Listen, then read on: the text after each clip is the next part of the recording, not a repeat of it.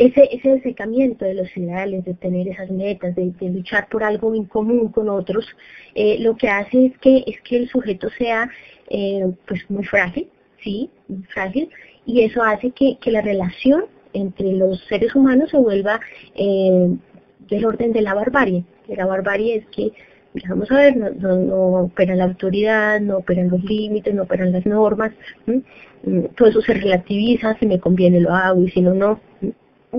Aquí les digo, es posible en esa medida crear lazos, vínculos con nuestros semejantes, o más bien lo que creamos son cercas, o sea, nos relacionamos como si fuéramos burbujitas y ojalá pues nos pudiéramos rozar sin hacernos daño, pero allí les hago alusión a una nota que Freud tiene en uno de sus textos, y es que los puercoespines,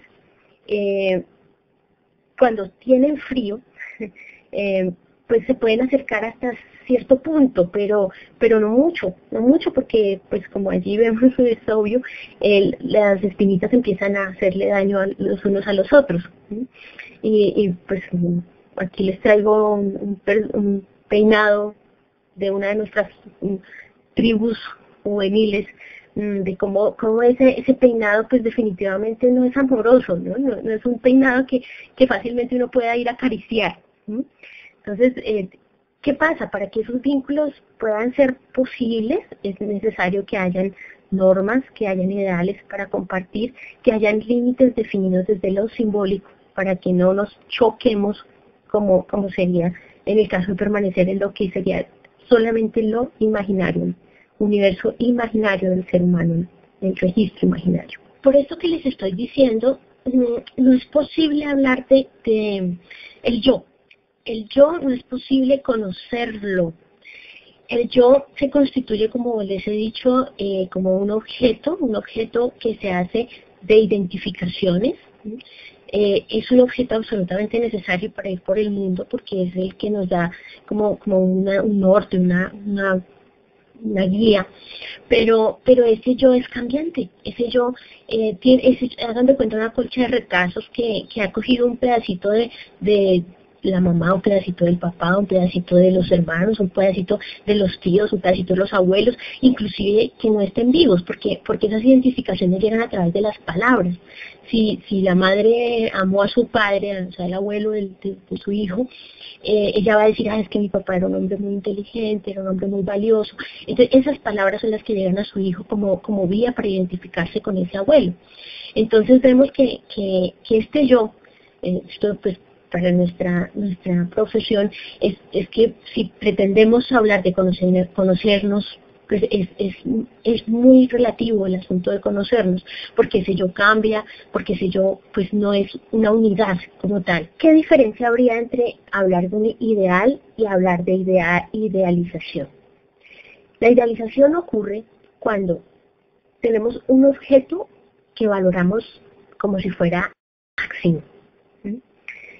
Los ideales son metas, son del orden de aquello que hay que seguir como algo que queremos alcanzar, pero si lo que queremos alcanzar es un objeto, pues el objeto se puede atrapar, se puede traer y coger.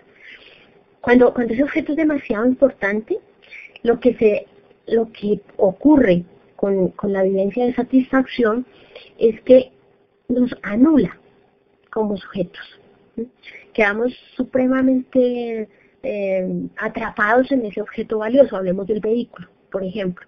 Si el vehículo ya no es un medio de transporte, sino es un medio para lucirse, para sentirse importante, para sentirse más que los demás. Si es un objeto al que hay que cuidar o que hay que mimar muchísimo, al cual hay que invertirle dinero, pues el sujeto queda absolutamente borrado por ese objeto. Entonces, es muy importante distinguir de los ideales esa idealización del objeto que nos anula. Vamos a ver ahorita un caso clínico precisamente para que nos permite vislumbrar muchos de esos elementos que les he traído. Pero antes, voy a ver.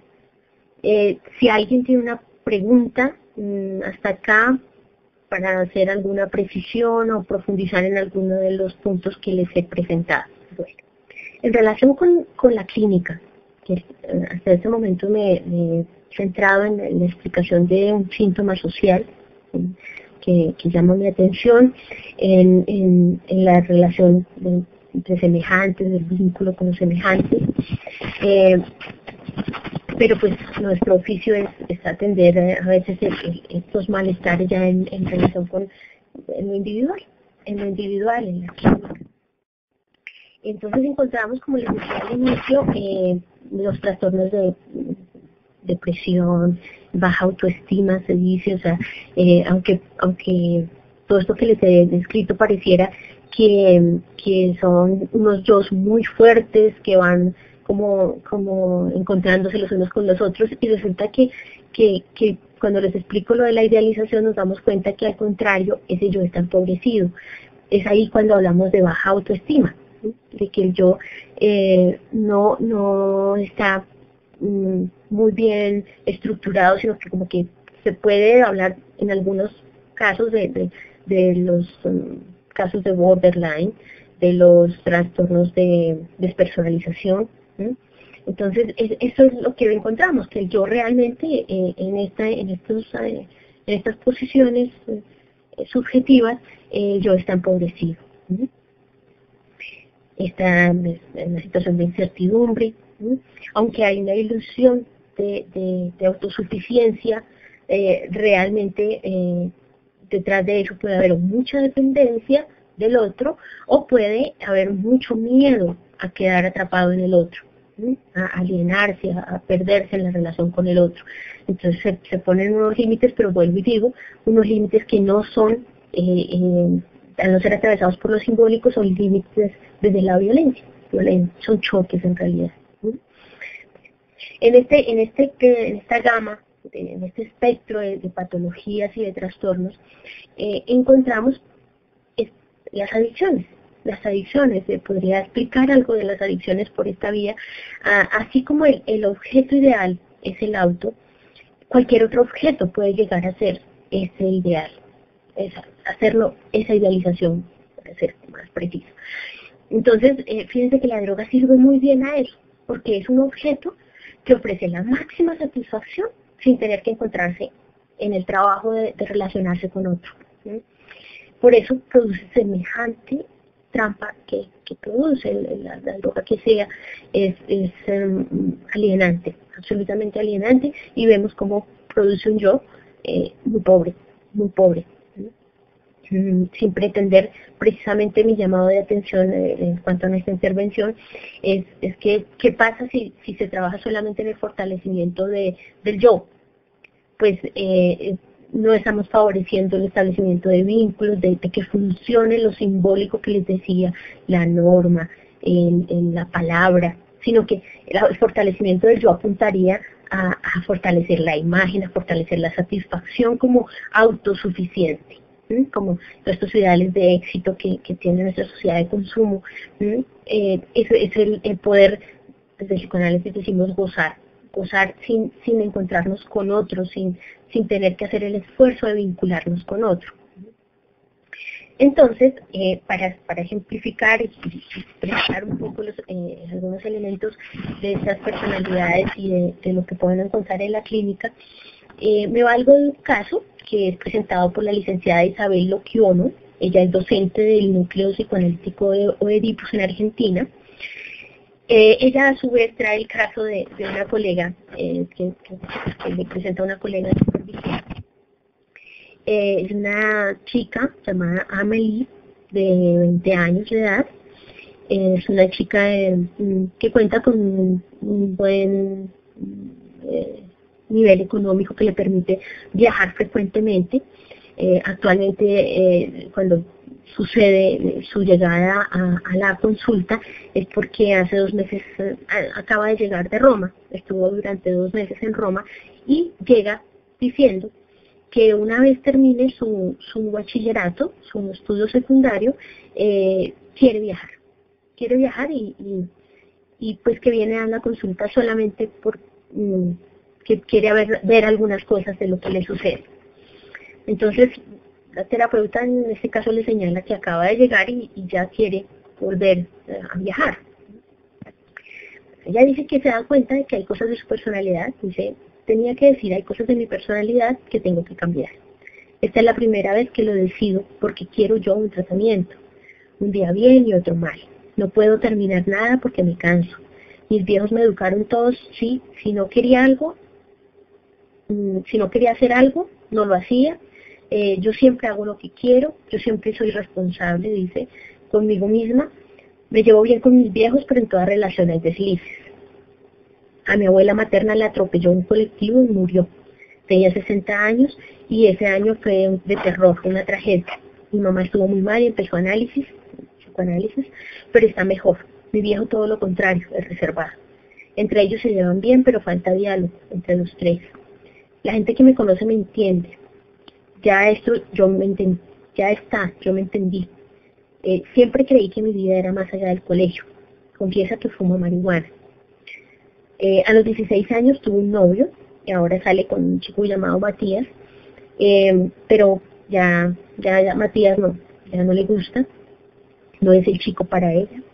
Dice que se va dentro de un mes, además de fumar marihuana, consume éxtasis. Habla de su mejor amiga, Ariana. Dice que un día tuvieron relaciones, probaron a ver cómo era este asunto de estar con otra chica. Dice que no resultó, pero que ella es su alma gemela.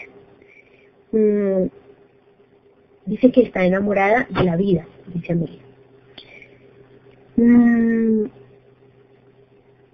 El terapeuta se entera que cuando ella estuvo en Roma, se desbordó, la tuvieron que recoger en la calle, supremamente tomada, porque además toma excesivamente y cuando lo hace se torna violenta. Hace poco chocó el auto del padre y el padre quiere hablar con la terapeuta, ha pedido hablar con ella. Amelia dice, no tengo una estructura interna dentro de mí. Mi mamá murió, eso ya después de un tiempo del tratamiento y ella pues vivió el duelo haciendo el proceso analítico, el tratamiento analítico. Amelie se defiende como homosexual, se define como homosexual después de haber estado en Roma. Quiere cortar el tratamiento porque dice que ella hace lo que quiere, simplemente es que hace lo que quiere. Dice que no tiene ganas de venir, que no está de acuerdo, entonces no quiere seguir viniendo al tratamiento. Dice, en otro momento del trabajo, dice, no le ha ido muy bien, dice, no tan bien, el viernes choqué contra el portón de la casa, chocó el carro, dice, choqué lo mismo que estando ebria, estando sobria, no tengo límites y menos aún alcoholizada, no recuerdo nada, siempre llego al mismo lugar, al no tener límites de distinta forma, estoy a la búsqueda de encontrar límites negativos. ¿Cómo quiero encontrar límites a los golpes? Tener que chocar para decir, bueno, el límite es la destrucción, pero nunca me sentí como me siento ahora. Siempre me sentía bien, siempre lo tomé como gracioso, como chistoso. Ahora estoy enojada conmigo. El alcohol no va conmigo, me saca. No sé qué es, sale en forma de violencia. A través del alcohol, esta es intervención de la terapeuta, a través del alcohol estás tratando de evitar encontrarte cara a cara con el dolor y no solo el dolor por la muerte de tu mamá. Dice ella, claro, porque la vida misma pega de soledad, de miedo, de ansiedad. Entonces le pregunta a la terapeuta, ¿qué sensaciones tienes cuando tomas? En algún punto es libertad, aunque después termina en que quede presa de ese término. Cuando me esclavizo con eso, con la libertad, al otro día me siento débil, triste, floja, pero tengo libertad de expresión, de escapar. Le pregunta a la terapeuta, pero ¿le llamas libertad a la incontinencia, a la falta de freno a la falta de freno a todos los impulsos? Yo no tengo eso, quisiera encontrar en algún lugar el bien, a través del amor, que los impulsos sean cosas positivas. Tengo que construir el amor primero, para luego construir el bien. el amor a mi cuerpo, a mi estructura. Ayer pensaba en lo débil que soy a través del impulso. La ansiedad me domina, mi cabeza no tiene dominio en nada si no puedo controlar la bebida. Son impulsos que tu cabeza no quiso frenar, no solo porque no pudo, dice la terapeuta. Relaciono esto con no querer venir más a la sesión. Ustedes se dan cuenta en este discurso. Encontramos varios de los elementos que vimos en la película. Encontramos, Noelia nos dice entonces, baja depresión, tiene trastorno narcisista. Sí, no quiero tampoco desconocer, Noelia, les digo a todos que pues el ser humano es complejo. Sabemos que primero hay que descartar las causas biológicas también de un trastorno. Una depresión puede tener también un origen biológico, un hipotiroidismo. Bueno, primero descartar las causas biológicas, físicas de un malestar es importante y fundamental. Hay depresiones asociadas con otro tipo de estructuras, de trastornos. Entonces cada caso hay que verlo de manera detallada y con mucho cuidado. No podemos caer en generalizaciones, pero son indicios de lo que está pasando en nuestra cultura, en nuestro contexto. Cuando acuden tantos casos como en la posición de la chica que acabo de mencionarles. Personas que viven enojadas porque el otro además no es porque yo no he logrado, no es porque yo no he podido, no es el otro quien no me da lo que yo quiero, es que el ideal es ser libre, es no tener compromisos. Al fin y al cabo entonces viene la soledad, viene la falta de amor, no hay vínculos verdaderos. Haciendo alusión al poema, es ese niño asustado que se ve en el espejo y que no gusta de esa imagen que ve, pero no la reconoce como reflejo de su propio yo, sino como lo de afuera, que no le gusta. Es el semejante, el que incomoda.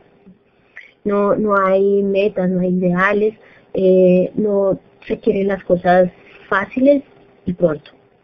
Hay algo que ustedes dirán que he traído poetas, que he traído el cine.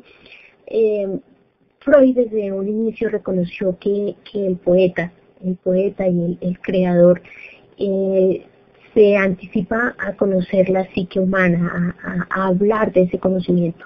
Entonces, para este caso, si traigo a Oscar Wilde, cuando en el abanico de Leider Wendermer dice que en este mundo solo hay dos tragedias. Una es no conseguir lo que uno quiere y otra es conseguirlo. Esta última es la peor, es la verdadera tragedia. Como ustedes ven, esta chica que presentaba en el caso no es una chica que sufra por las carencias, como bien sabíamos en una sociedad de consumo, pues el que sufriría sería alguien que no tiene pues para cubrir sus necesidades, ¿sí? Como lo básico, como no sufrir. Pero no es una chica que carezca de los medios para estudiar, para lograr sus metas. Es una situación muy privilegiada que tiene y la vemos metida en la droga, como sabíamos, probando todo en aras de ser libre, y al fin y al cabo absolutamente frágil, débil, como lo dice. Por último, que quisiera insistir en que por eso el yo es un engaño. O sea, el psicoanálisis ha ido en total oposición a la idea de fortalecer ese yo. El yo es una trampa, en ese caso, es un objeto que debería estar sano, pero no en posición privilegiada. Aquí Noelia, cuando dices la baja autoestima, sí, la baja autoestima sí está relacionada con un yo empobrecido. Entonces es un yo como atrapado en su propia imagen que no es muy valorada. que no está valorada, diferente a la depresión, ¿no? La depresión pues puede tener distintas causas, bueno, les digo, y, y, y es importante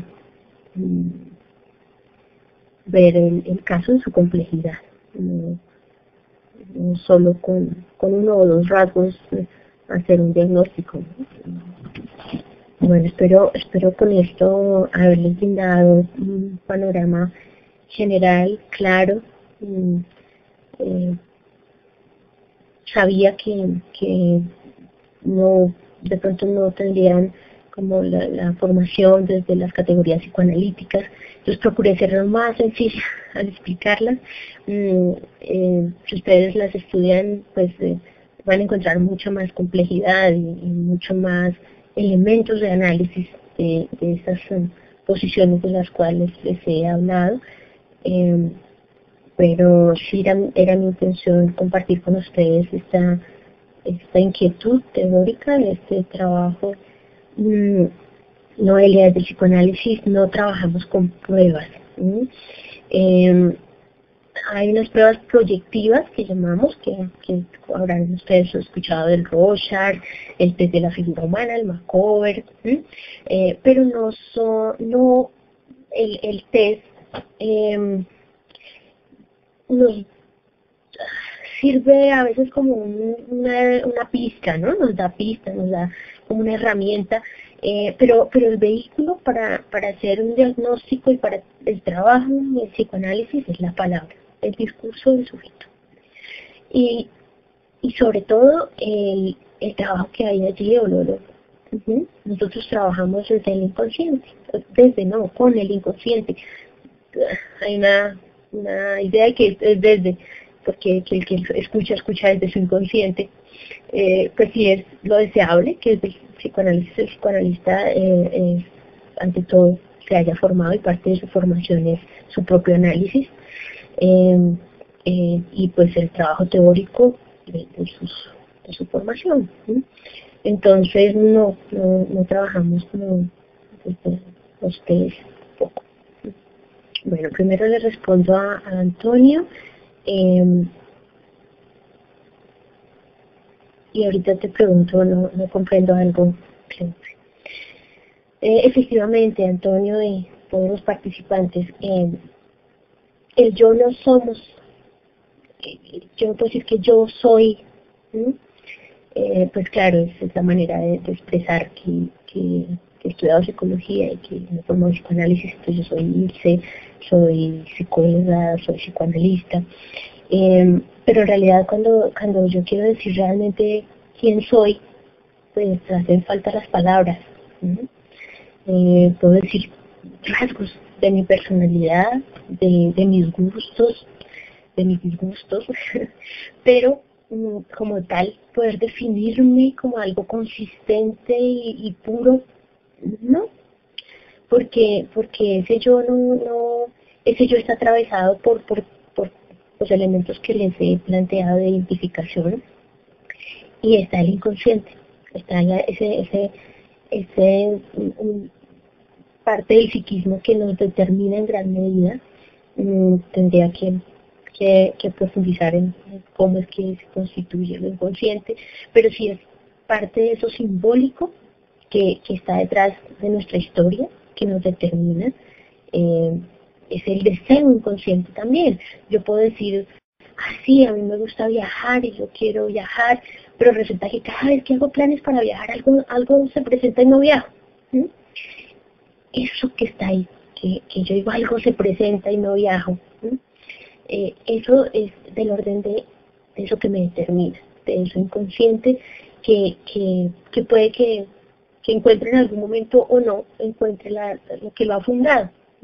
Resulta que hay en mi familia una creencia de que si uno viaja se puede morir, y resulta que eso ha estado gobernándome en mi vida y yo no sé que eso está ahí. Entonces, ¿cómo hablar de conocernos? ¿Cómo hablar de que yo soy?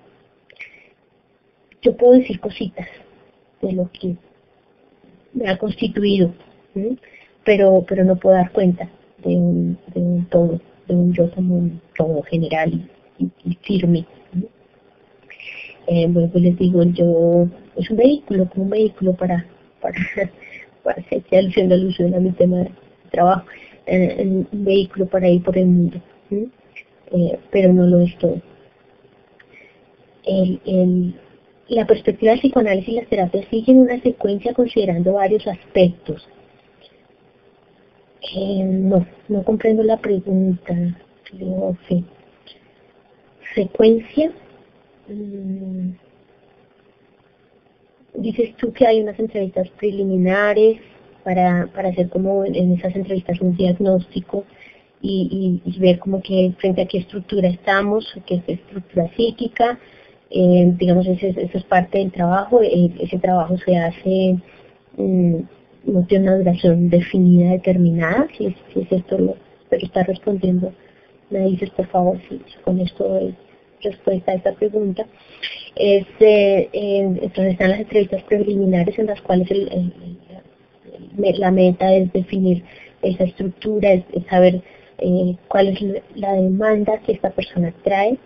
Muchas veces, claro, la persona trae un malestar, un síntoma, pero el trabajo no es solamente quitarle ese síntoma, sino encontrar las motivaciones de ese síntoma, ¿sí?